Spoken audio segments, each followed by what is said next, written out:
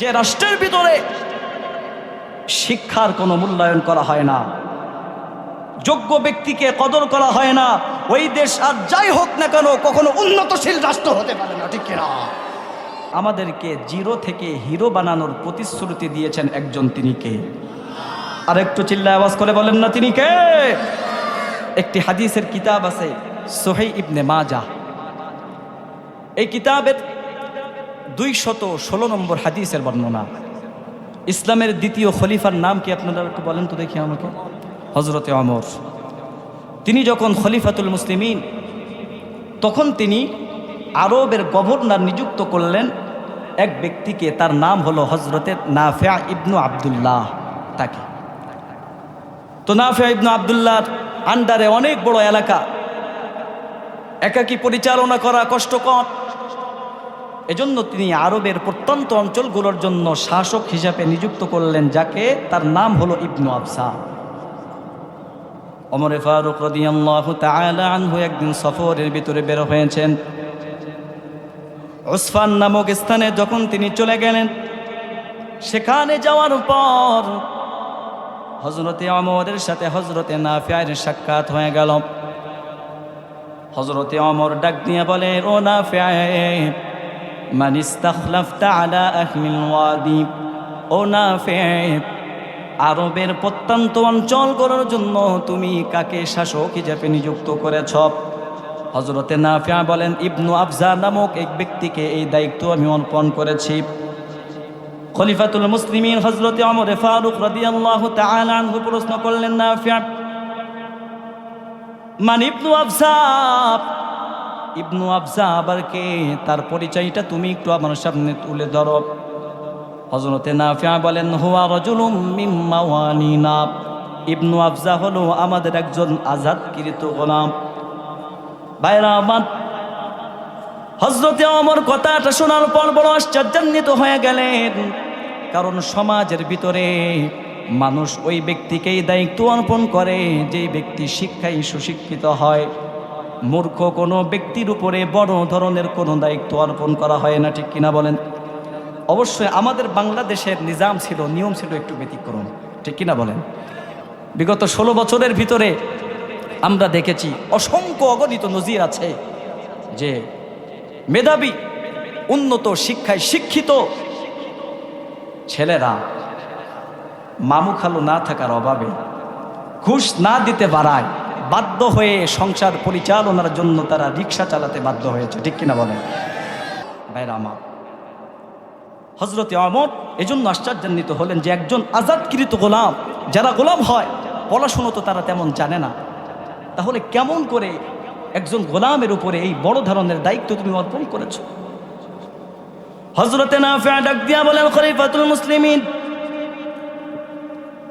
ইবনু আবজা হতে পারে সে গোলাম, কিন্তু তার ভিতরে 3টা গুণ আছে। 3টা গুণী গুণান্বিত হওয়ার কারণে আমি তার উপরে এই বড় ধরনের দায়িত্ব অর্পণ করেছি। 1 নম্বর গুণ হলো, ইন্নাহু লাকারিউন লিকিতাবিল্লাহ। ইবনু আবজা সে হতে পারে গোলাম, কিন্তু তার ভিতরে আল্লাহর কোরআনের ইলম আছে, আল্লাহর কোরআনের ব্যাপারে সে বিশেষজ্ঞ। 2 নম্বর হলো, হুয়া আলিমুম বিল ফারাইজ, ফরজ বিদ্যা সম্পর্কে যথেষ্ট ধারণা তার আছে, এই জ্ঞানেও সে জ্ঞানী। 3 নম্বর হলো, হুয়া কাযীন, বিচার কার্য পরিচালনা করার মতো তার ভিতরে উপযুক্ততা আছে, যোগ্যতা আছে। এই 3 গুণে গুণান্বিত হওয়ার কারণে আমি ইবনু আবজাকে গোলাম হওয়া সত্ত্বে এই দায়িত্ব তাকে অর্পণ করলাম। এই কথাটা শোনার পর হযরতে ওমর ডাক দিয়া বলেন, ও নাফি', আল্লাহর রাসূলের মুখ নিঃসৃত বাণী আমার নিজের কান দ্বারা আমি শ্রবণ করেছি। আল্লাহর হাবিব বলেছেন, আল্লাহ রাব্বুল আলামিন এই কোরআনের কারণে এক শ্রেণীর মানুষদের মর্যাদাকে আকাশচুম্বী করে দিবেন। তার উজ্জ্বল দৃষ্টান্ত হলো এই ইবনু আবজা। যদিও সে হতে পারে গোলাম, কিন্তু আল্লাহর কোরআনের ইলম তার সিনার ভিতরে থাকার কারণে আল্লাহ তাআলা তাকে জিরো থেকে হিরো বানায়া দিয়েছে। এই কোরআনের ইলম থাকার কারণে আল্লাহ তাআলা তাকে এই সম্মান দান করেছেন। মোহতারাম হাজিরিন, আল্লাহ কোরআন যাদের সিনার ভিতরে আছে তাদের দাম বৃদ্ধি করে দিয়েছেন কে? কিন্তু ওলামাই কেরাম বিগত 16 বছরের ভিতরে তারা কি তাদের যোগ্য সম্মানটুকু পেয়েছে? তাদের উপরে কি ইনসাফ করা হয়েছে নাকি জুলুম করা হয়েছে? এই কোরআনের সঠিক কথাগুলো যখন তাফসীরুল কোরআন মাহফিলগুলাতে তারা পেশ করতে চেয়েছে, যখনই কথা বলার চেষ্টা করা হয়েছে তখনই তাদের কণ্ঠকে স্তব্ধ করে দেওয়ার চেষ্টা করা হয়েছে। ঠিক কিনা বলেন ভাইরা আমার? শুধু তাই নয়, কোরআনের এই হক কথাগুলো বলার কারণে একজন দুইজন নয়, জাতির শ্রেষ্ঠ সন্তান হক্কানি রব্বানি ওলামাই কেরামদের উপরে মিথ্যা অপবাদ দিয়ে কারাগারের অন্ধকার প্রকোষ্ঠে বন্দী রেখে অমানবিক নির্যাতন তাদের উপরে চালানো হয়েছে। ঠিক কিনা ভাইরা আমার? কিন্তু তাদের জবানকে কিন্তু বন্দি রাখা যাওয়া যায় নাই। ঠিক কিনা বলেন? একজন দুইজনের কণ্ঠকে বন্দি রাখার জন্য কারাগারের ভিতরে আটকানো হয়েছে, 10 জনের কণ্ঠ আল্লাহ তাআলা জারি করে দিয়েছে। আরে ঠিক কিনা বলেন ভাইরা আমার? বিশ্বনন্দিত মুফাসসিরে কোরআন একজন, কোরআনের পাখি, নামটা যেন কি? জোরে বলেন, জোরে বলেন। 50টা বছর পর্যন্ত যিনি কোরআনের খেদমত করেছেন, এই ব্যক্তিকে জিনাকার সাব্যস্ত করে কারাগারের অন্ধকার প্রকোষ্ঠে 13টা বছর পর্যন্ত বন্দী করে অমানবিক নির্যাতন তার উপরে চালিয়ে ইনজেকশন পুশ করে পৃথিবীর জমিন থেকে তাকে বিদায় করা হয়েছে। ঠিক কিনা? এই যে মানুষ তাদেরকে ইজ্জত করে, সম্মান করে, এটা কিসের কারণে? তাদের ব্যক্তিত্বের কারণে নয়, তাদের সম্মান আল্লাহ তাআলা দিয়েছেন তাদের সিনার ভিতরে আল্লাহর কোরআন থাকার কারণে। ঠিক কিনা? ঠিক কিনা বলেন মুসলমান? তো এই কোরআনের মর্যাদা যদি আমরা দিতে পারি, কোরআনকে যদি আমরা আত্মস্থ করতে পারি, কোরআনকে যদি আমরা সময় দিতে পারি, তাহলে আমাদের সম্মানকে বৃদ্ধি করে দিবে কে? আল্লাহ। এই কোরআনের পিছনে তো আমরা সময় দেই না। আমাদের বাড়ির পাশে মাদ্রাসা আছে, অথচ সেখানে মানুষ খুঁজে পাওয়া যায় না। অথচ পূর্বের জামানার অবস্থাটা কেমন জানেন? কেমন ছিল? এক ব্যক্তি ছিল, নাম হলো বাকিউদ্দিন ইবনে মুখাল্লাদ রাহমাতুল্লাহি আলাইহি। ইলম অর্জনের জন্য কি পরিমাণে কষ্ট, ত্যাগ, তিতিক্ষা, কুরবানি স্বীকার করেছেন, একটু মনোযোগ দিয়ে শুনলে বুঝতে পারবেন ব্যাপারটা। তিনি যখন বয়স 20 বছর হলো, ইচ্ছা পোষণ করলেন তৎকালীন সময়ের জামানার সব থেকে বড় মুহাদ্দিস আহমদ ইবনে হাম্বল রাহমাতুল্লাহি আলাইহির কাছ থেকে হাদিস শ্রবণ করবেন। তার বাড়ি হলো ইরানের খোরাসান শহরে। তো তিনি রওনা হয়ে গেলেন। রওনা হয়ে যাওয়ার পর দীর্ঘ সময় সফর করার পর নৌকায় আরোহণ করে, নৌকাও দীর্ঘ সময় চলার পরে তীরে গিয়ে পৌঁছায়া দিয়েছে। সেখানে গিয়ে মানুষদের কাছে শুনতেছে, ভাই এখান থেকে বাগদাদ পর্যন্ত পৌঁছানোর জন্য কত কিলোমিটার অতিক্রম করতে হবে? মানুষেরা বলতেছে এখান থেকে বাগদাদের অতিক্রম করার সময়সীমা হলো 700 মাইলের দূরত্ব। সুবহানাল্লাহ বলতে পারলেন না? 700 মাইলের দূরত্ব বাগদাদ এখান থেকে। আল্লাহর বান্দা হতাশ নাই, নিরাশ নাই। আস-সা'য়ু মিন্নি ওয়াল ইতমামু মিনাল্লাহ। চেষ্টা বান্দা নিজের পক্ষ থেকে করতে হবে, সফলতায় পৌঁছায় দেওয়ার মালিক একজন, তিনি কে? আল্লাহর বান্দা সফর করতে করতে, পায়ে হেঁটে হেঁটে হেঁটে হেঁটে হাঁটতে হাঁটতে এক পর্যায়ে তিনি বাগদাদের ভিতরে প্রবেশ করলেন। সেখানে যাওয়ার পর এক আল্লাহর বান্দার কাছে প্রশ্ন করলেন, ও ভাই, আমি জামানার সব থেকে বড় মুহাদ্দিস, সব থেকে বড় হাদিস বিশারদ আহমদ ইবনে হাম্বলের কাছ থেকে হাদিস শ্রবণের জন্য আসছি। ওই বান্দা প্রশ্ন করলেন, ও আল্লাহর গোলাম, তুমি কোথা থেকে আসতেছো? বলে, আমি খোরাসান শহর থেকে আসতেছি। বলে, আল্লাহর বান্দা, তোমার কপালটা বুঝি খারাপ, কারণ জালিম শাসক আহমদ ইবনে হাম্বলের বিরুদ্ধে এই পরোয়ানা জারি করে দিয়েছে যে তিনি আর কোনোদিন হাদিসের দর্শ প্রদান করতে পারবেন না। যুবক মানুষ হাদিসের দর্শ শ্রবণ করার জন্য 800-900 মাইল রাস্তা অতিক্রম করে এসেছেন। এই কথা শুনলে তো অন্তরটা বিগড়ায় যায়। আল্লাহর বান্দা বললেন, তার পরবর্তীতে, তার পরিবর্তে এখন যদি হাদিসের দর্শ প্রদান করেন, তিনি কোথায়, তার নাম কি? বললেন, তার নাম হলো ইয়াহইয়া ইবনে মাঈন, তিনিও জগৎ বিখ্যাত একজন মুহাদ্দিস ছিলেন। বলে, ভাই কোথায় তিনি সবক পড়াইতেছেন? বলে, ওই যে মসজিদে, সেখানে চলে যাও। আল্লাহর বান্দা বাকিউদ্দিন সেখানে চলে গেলেন। যাওয়ার পর সবকের ভিতরে তিনি বসে গেলেন। এরপরে আল্লাহর বান্দা হাদিসের দর্শ শ্রবণ করলেন। হাদিসের দর্শ যখন শেষ হয়ে যায়, সমস্ত ছাত্ররা দাঁড়ায়া দাঁড়ায়া একটা করে প্রশ্ন করতেছেন, আর ওই ওস্তাদ জবাব দিতেছেন। বাকিউদ্দিনের সময় চলে আসলো, দাঁড়ায়া গেলেন প্রশ্ন করার জন্য। যখনই তিনি প্রশ্ন করেছেন, সাথে সাথে ওস্তাদ তার প্রশ্নের জবাব নিয়েছেন। আল্লাহর বান্দা আরেকটা প্রশ্ন করবে যখন ছাত্ররা তার জামাটা টেনে ধরে বসায়া দিল, তখন এখানে একটার বেশি দুইটা প্রশ্ন করা সম্ভব না। বাকিউদ্দিন ডাক দিয়া বলে, ও আমার ভাই, আমাকে তোমরা প্রশ্ন করার জন্য বাধা দিও না, কারণ আমি 1-2 কিলোমিটার সফর করে আসি না, আমি 800 মাইল রাস্তা অতিক্রম করে এই পর্যন্ত আসছি, আমাকে আরেকটা সওয়াল করার জন্য অনুমতি দিয়ে দেন। অনুমতি দেওয়া হল।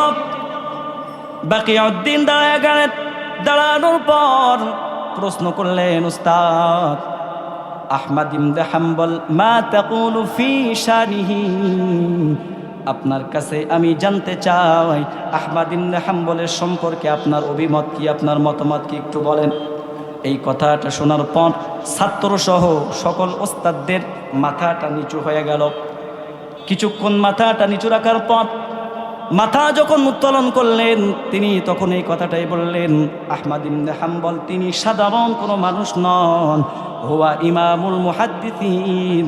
এই জামানার ভিতরে যত মুহাদ্দিস আছে সমস্ত মুহাদ্দিসদের ইমাম হলেন আহমদ ইবনে হাম্বল, তাতে কোনো সন্দেহ নেই।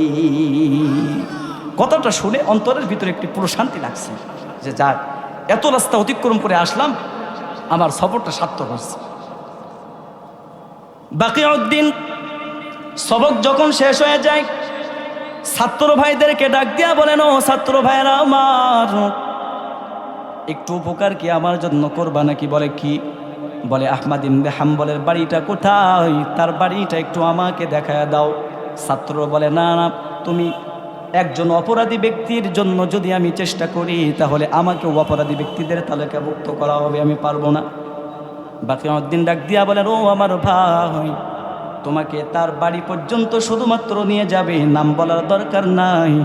যেখানে তার বাড়ি চলে আসবে তুমি সেখানে দাঁড়ায়া যাবে, সেখান থেকে চলে যাও। আল্লাহর বান্দা রাজি হয়ে গেলেন। চলতে চলতে ওই ছাত্র ভাই একটা জায়গায় গিয়ে দাঁড়ায়া গেলেন। দাঁড়ানোর পর বাকিউদ্দিন বুঝতে পারলেন এটাই হলো আহমদ ইবনে হাম্বলের বাড়ি। কিন্তু বেশি সময় তো এখানে অপেক্ষা করা যাবে না, কারণ গোয়েন্দা বাহিনীরা যদি দেখে ফেলে তাহলে সমস্যা। আল্লাহর বান্দা কি করলেন? ভিক্ষুকের বেশভূষা অবলম্বন করে, তৎকালীন সময়ে নিয়ম ছিল যখন কোনো ভিক্ষুক ভিক্ষা চাইতেন তখন তারা বলতেন, আজরুকা আলাল্লাহ, তোমার প্রতিদান দিবেন আল্লাহ। বাকিউদ্দিন আহমদ ইবনে হাম্বলের বাড়ির সামনে ডাক দিয়া বলে, আজরুকা আলাল্লাহ, তোমার প্রতিদান দিবেন আল্লাহ। আহমদ ইবনে হাম্বলের কর্ণকুহরে যখন আল্লাহর নামটা পৌঁছায় যায়, তার কলিজার ভিতরে কেমন যেন একটা নড়াচড়া শুরু হয়ে গেছে, অস্থিরতা শুরু হয়ে গেছে। আল্লাহর নামটা শোনা মাত্র আহমদ ইবনে হাম্বল ওপর থেকে নিচে চলে আসলেন। নিচে আসার পর টাকা যখন দিতে যাবেন, তখন বাকিউদ্দিন ডাক দিয়া বললেন, আল্লাহর ওলি, আসলে আমি ভিক্ষা করার জন্য আসি নাই, আমি কোনো ভিক্ষুক নই। তাহলে কিসের জন্য এসেছ? বাকিউদ্দিন ডাক দিয়া বলেন, আপনার কাছ থেকে হাদিস শ্রবণের জন্য 1 কিলোমিটার 2 কিলোমিটার নয়, 800 মাইল দূরত্বের থেকে পায়ে হেঁটে সফর করে পর্যন্ত এসেছি। আহমদ ইবনে হাম্বল ডাক দিয়া বলেন, রে যুবক, আমি তো এখন হাদিসের 10 প্রদান করতে পারি না, জালিম শাসক আমার উপরে নিষেধাজ্ঞা আরোপ করেছে, আমি এখন হাদিসের 10 প্রদান করতে পারবো না।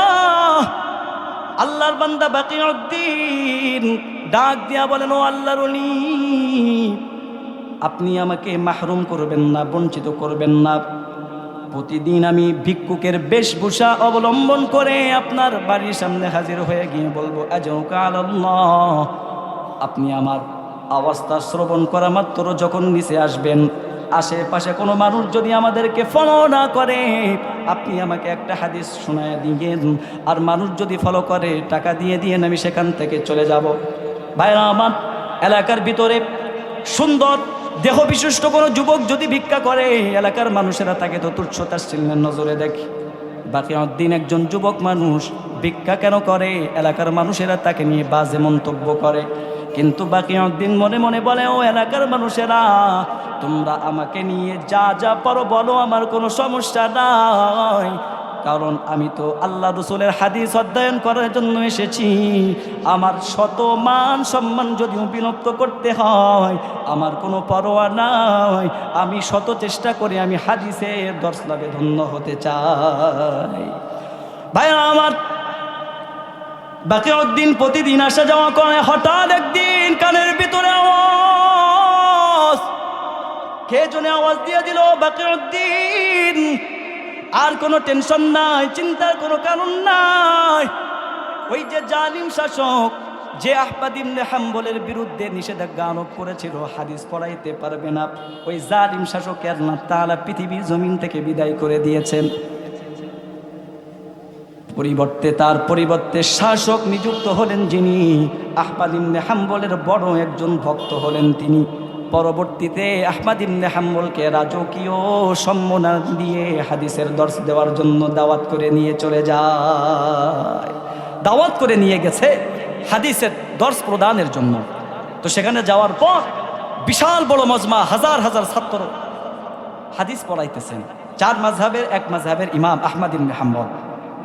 তো তিনি নজর করে দেখতেছেন যে বাকিউদ্দিন নামক যে ছেলেটি প্রতিদিন আমার কাছে হাদিস শেখার জন্য আসে, পিছনে দাঁড়ায় আছে। তিনি হাজার হাজার জনতার উপস্থিতিতে ঘোষণা দিলেন, ও আমার ছাত্ররা শোনো, তোমরা তো আমার নতুন ছাত্র, কিন্তু আমার প্রাণ প্রিয় ছাত্র যে, সে তো পিছনে দাঁড়ায় আছে, তাকে তোমরা সামনে আসার সুযোগ করে দাও। সুবহানাল্লাহ বলে। আহমদ ইবনে হাম্বল তাকে সাথে নিয়ে, কাছে নিয়ে এসে হাদিসের দর্শ লাভে তাকে ধন্য করে দিলেন। সুবহানাল্লাহ। তো এই ঘটনাটা শোনানোর উদ্দেশ্য হলো, পূর্বের জামানার অবস্থাটা এমন ছিল, তারা হাদিস শ্রবণের জন্য 1-2 মাইল নয়, 800 মাইল অতিক্রম করে তারা কষ্ট করে দ্বীনের ইলম শিক্ষা করার জন্য তারা যাইতেন।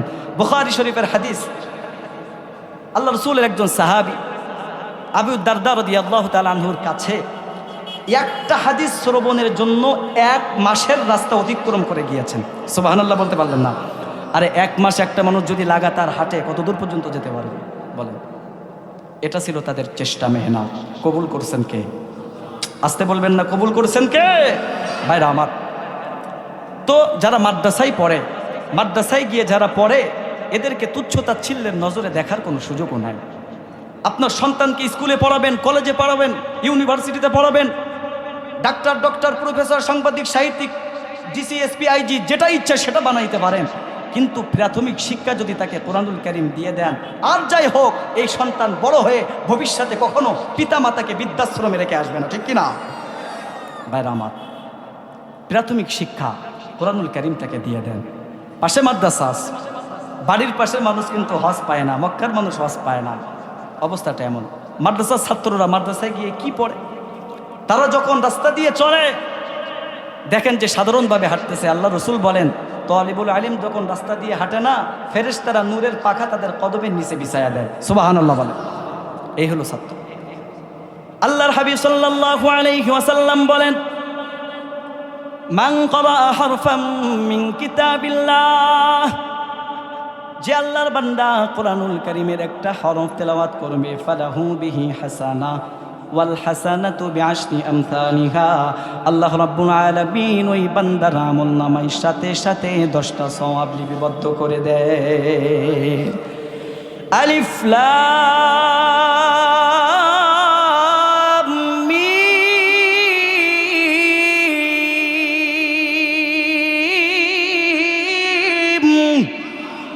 আল্লাহর হাবিব বলেন, কোন উম্মত যদি জবানটা নাড়ায় একটা বার আলিফ লাম মিম তেলাওয়াত করে, আল্লাহ রসুল বলেন আমি এই কথা বলি না, আলিফ একটা হরফ, গোটা 3টা হরফ মিলে একটা হরফ, আমি এটা বলি না।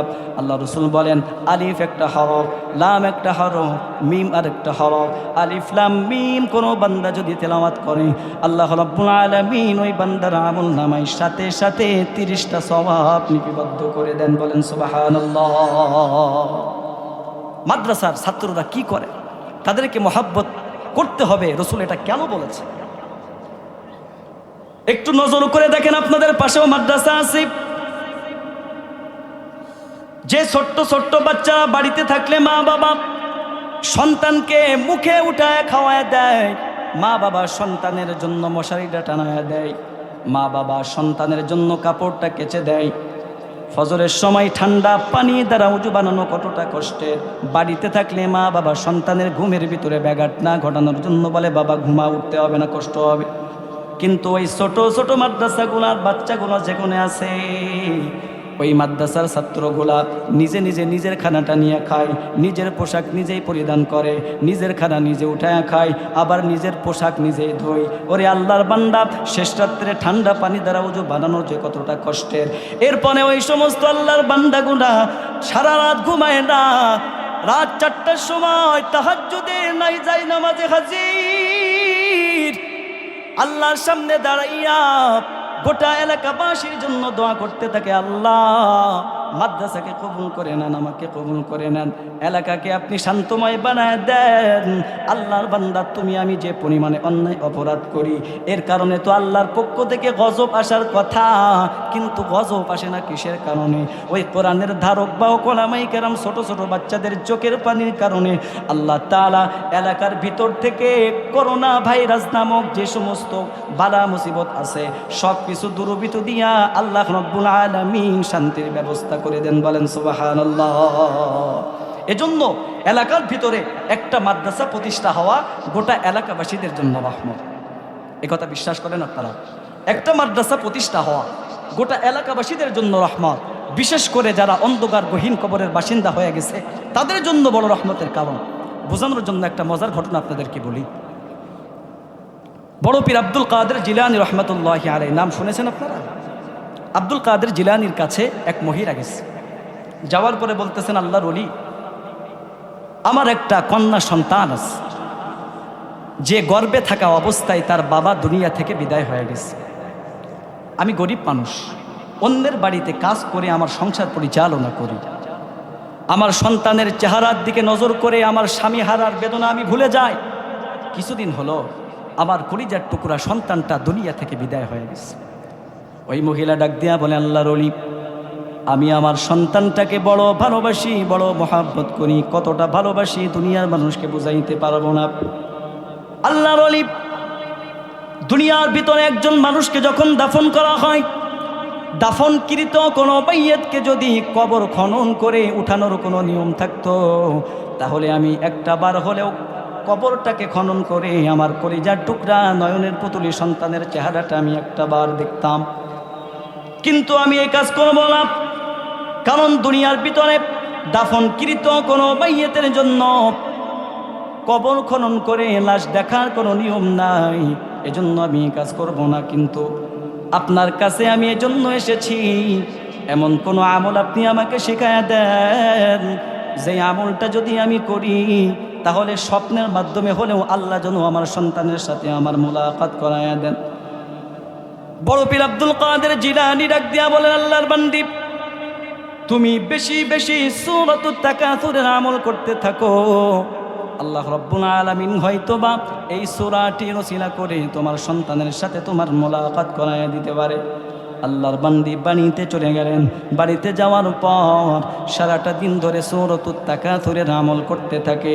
আলহাকুমুত তাকাসুর হাত্তা যুরতুমুল মাকাবির, কাল্লা সাউফা তা'লামুনা সুম্মা কাল্লা সাউফা তা'লামুন। আল্লাহর বান্দি জবানটা নাড়ায় সূরাতুত তাকাসুরের আমল করে। হঠাৎ করে একদিন গভীর রাত আল্লাহর বান্দি স্বপ্ন দেখতেছেন, অজানা কোনো গন্তব্যের দিকে তিনি চলা শুরু করে দিছেন। হাঁটতে হাঁটতে সামনের দিকে নজর করে দেখে একটা আলো দেখা যায়, আলো জ্বলতেছে। আর একটু সামনে অগ্রসর হয়ে দেখেন আসলে এটা কোনো আলো নয়, জাহান্নামের আগুন দাউ দাউ করে জ্বলতেছে। হঠাৎ করে মহিলার কানের ভিতরে আওয়াজ, কে যেন চিৎকার করতেছে, নারী কণ্ঠের আওয়াজ। ওই মহিলার একটু সামনে অগ্রসর হয়ে দেখে এই মেয়েটি আর দুনিয়ার কেউ নয়, ওই মহিলারই কলিজার টুকরা সন্তান। জাহান্নামের রক্ষী ফেরেশতারা উত্তপ্ত আগুনের উপরে তাকে ঝুলায়া রাখছে। মেয়েটি চিৎকার করে কান্না করতেছে আর বলতেছে, রে মা, জাহান্নামের আগুন সইতে পারি না, ও মা মেহেরবানি করে এখান থেকে আমাকে বের করার ব্যবস্থা করো। আরে বান্দা, দুনিয়ার ভিতরে মা বাবা সন্তানকে কি পরিমাণে ভালোবাসে, কি পরিমাণে মহাব্বত করে। একটা সন্তান হাজারো অপরাধ করার পর মা বাবা যদি সন্তানকে ঘর থেকে বিদায় করে দেয়, আর মা বাবা যদি শোনে সন্তান বিপদের ভিতরে পড়ে গেছে, পৃথিবীর ভিতরে এমন কোনো মা নাই, এমন কোনো বাবা নাই সন্তানের খারাপ অবস্থায় তার পাশে যাবে না।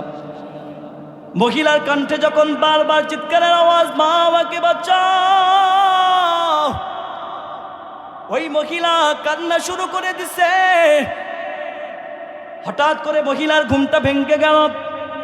পরের দিন সকালবেলা কান্নারত অবস্থায় বড় পীর আব্দুল কাদের জিলানীর বাড়িতে চলে গেলেন। যাওয়ার পর ডাক দিয়া বলতেছেন, আল্লাহর ওলি, আপনার কাছে আমি আসছিলাম আমার সন্তানকে দেখার জন্য। এমন আমল আপনি শিখাইয়া দিয়েছেন, রাতের বেলা স্বপ্ন যুগে দেখি এমন একটা স্বপ্ন দেখছি যেটা দেখার চাইতে না দেখাটাই ভালো ছিল। আমি নিজের চোখে দেখলাম আমার কলিজার টুকরা নয়নের পুতুলি সন্তানটাকে জাহান্নামের রক্ষী ফেরেশতারা উত্তপ্ত আগুনের উপরে ঝুলাইয়া রাখছে। এটা দেখার পর আমি মা সইতে পারি না। ও আল্লাহর ওলি, এখন আমার করণীয় কি? বড় পীর আব্দুল কাদের জিলানী ডাক দিয়া বলে, আল্লাহর বান্দি, তুমি কি তোমার সন্তানটাকে কোনোদিন কোরআন শিখাইছিলা? বলে না, শিখাই নাই। তোমার সন্তানটাকে পর্দা করাইতা? বলে না, করাই নাই। তোমার সন্তানকে ইসলামের যাবতীয় বিধিবিধান সম্পর্কে অবগত করেছিলা? বলে না, করাই নাই। এরে আল্লাহর বান্দা, মনে রাখবেন, ওই সময় আব্দুল কাদের জিলানী ডাক দিয়া বললেন, ও আল্লাহর বান্দি, তোমার সন্তানকে তুমি কোরআন শেখাও নাও, পর্দা করাও নাই, নামাজ পড়াও নাই, এজন্য তো তুমি নিজের হাতেই তোমার সন্তানটাকে জাহান্নামের ভিতরে নিক্ষেপ করেছ। নিজেই তো নিজের সন্তানটাকে জাহান্নামের আগুনের ভিতরে নিক্ষেপ করেছ। এখন তুমি বাড়িতে যাও, বাড়িতে গিয়ে নিজে এখন জাহান্নামের আগুন থেকে বাঁচো। সূরাতুত তাহরীমের ভিতরে আল্লাহ তাআলা বলেন, ইয়া আইয়ুহাল্লাযীনা আমানু কু আনফুসাকুম ওয়া আহলিকুম নারা। আল্লাহ বলেন, এই ঈমানদারের দল, নিজে নিজেকে জাহান্নামের আগুন থেকে বাঁচাও আর পরিবার বর্গকেও জাহান্নামের আগুন থেকে বাঁচাও। মনে রাখবেন মুসলমানেরা, শুধুমাত্র নিজে নামাজ পড়লে হবে না, সন্তানটাকেও নামাজের আদেশ করতে হবে। শুধুমাত্র নিজে পর্দা করলে হবে না, নিজের স্ত্রীকেও পর্দার জন্য আদেশ করতে হবে। মনে রাখবেন মুসলমানেরা ও মা, নিজে শুধুমাত্র পর্দা করলে হবে না, আপনার পর্দার উপযুক্ত কন্যা সন্তানটাকেও পর্দার জন্য আদেশ দিতে হবে। যদি নিজে শুধুমাত্র নামাজ পড়েন, স্ত্রীকে যদি নামাজ না পড়াইতে পারেন, সন্তানটাকে যদি ইসলামের যাবতীয় বিধিবিধান সম্পর্কে অবগত না করাইতে পারেন, দুনিয়াতে যদিও পার পেয়ে যাচ্ছেন, কিন্তু আখিরাতের দিনে এই সন্তান, এই স্ত্রী, এই কন্যা আপনার বিরুদ্ধে আল্লাহর আদালতে মামলা দায়ের করবে। রব্বানা ইন্না আতানা সাদাতানা ওয়া কুবারানা ফাদাল্লুনাস সাবিলা। আয় আল্লাহ, আমার পিতামাতা আমাকে নামাজের জন্য আদেশ করেন, শুধুমাত্র আমাকে ধরলে হবে না, পিতামাতাকেও ধরেন। ভাইরা আমার, বড় পীর আব্দুল কাদের জিলানী ওই মহিলাটাকে বাড়ির ভিতরে পাঠিয়ে দিলেন। পরের দিন হযরতে আব্দুল কাদের জিলানী রহমাতুল্লাহি আলাইহি নিজেই তিনি স্বপ্ন দেখতেছেন যে তিনি আল্লাহর অফুরন্ত নাজ নিয়ামতে ভরা জান্নাতের ভিতরে ঘুরতেছেন। সুবহানাল্লাহ, তিনি নিজে জান্নাতের ভিতরে ঘুরতেছেন।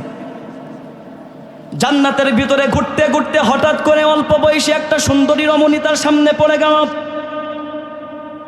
ওই মেয়েটি সালাম দিলেন, আসসালামু আলাইকুম ওয়া রাহমাতুল্লাহ। আব্দুল কাদের জিলানী সালামের জবাব দিয়েছেন, আর ডাক দিয়া বলতেছেন তুমি কে? ওই কন্যা সন্তান তখন ডাক দিয়া বলে আল্লাহর ওলি, আপনি কি আমাকে চিনতে পারেন না? কিছুদিন আগে একটা মহিলা আপনার কাছে তার কলিজার টুকরা সন্তানকে মৃত্যুবরণ যে করেছে তাকে দেখার জন্য আমল নিতে গিয়েছিলেন, আমি হলাম সেই মহিলারই সন্তান। আব্দুল কাদের জিলানী বড় আশ্চর্যান্বিত হয়ে গেলেন, কি ব্যাপার? তোমার মা যখন তোমাকে স্বপ্ন দেখেছে তখন তো তুমি জাহান্নামের আযাবের ভিতরে গ্রেফতার ছিলা, এখন আমি তোমাকে জান্নাতের ভিতরে দেখতেছি। আমি নিজে চোখে ভুল দেখতেছি নাকি তোমার মা চোখে ভুল দেখছে? ওই কন্যা সন্তান ডাক দিয়া বলে আল্লাহর ওলি, আপনিও চোখে ভুল দেখতেছেন না, আমার মাও চোখে ভুল দেখে নাই। কারণ আমার মা যখন আমাকে স্বপ্ন যুগে দেখেছে ওই সময় আমাকে জাহান্নামের আযাবের ভিতরে গ্রেফতার করা হয়েছিল, আর এখন আপনার সামনে আমি হাজির হয়ে আছি।